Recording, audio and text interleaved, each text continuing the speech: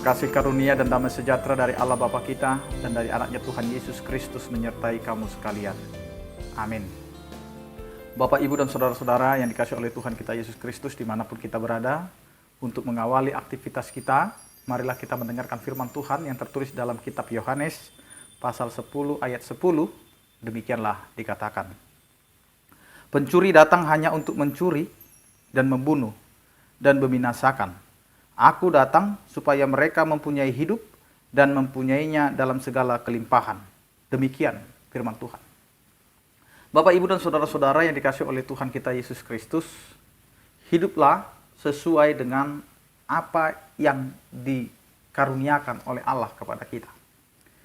Apa yang ada di dalam kehidupan kita merupakan rancangan kasih setia Allah. Jika kita dipilih menjadi anak-anak Allah, maka berperilakulah sebagai anak Allah.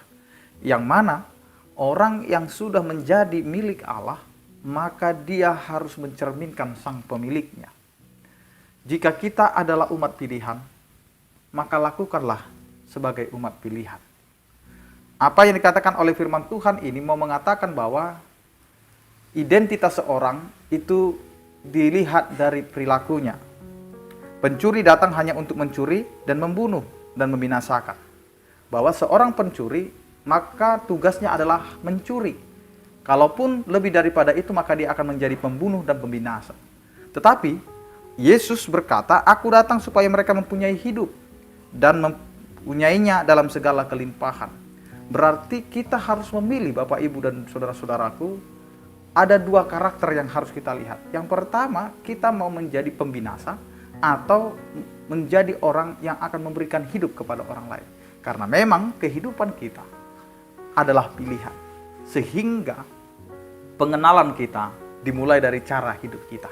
Jadi cara hidup kita itu akan dikenal oleh orang lain jika kita mau memperkenalkan itu bagi sesama kita. Karena itu, jadilah pembawa kehidupan, dan supaya kehidupan kita sebagai orang percaya juga diberikan oleh Allah hidup dan kelimpahan. Itu semua adalah anugerah. Sehingga cara hidup kita, itulah cara yang mau menunjukkan bahwa kita mengenal Allah di dalam kehidupan kita. Amin, kita berdoa.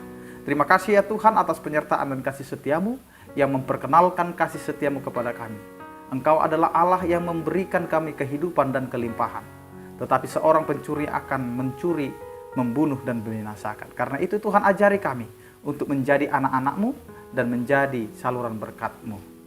Berkatilah setiap aktivitas kami, pekerjaan kami, agar itu menjadi kemuliaan bagi nama-Mu. Berkatilah setiap orang percaya yang sakit Engkau berikan kesembuhan, yang berduka Engkau berikan penghiburan. Anugerah Tuhan kita Yesus Kristus, kasih setia daripada Allah Bapa dan persekutuan Roh Kudus itulah yang menyertai kamu sekalian. Amin.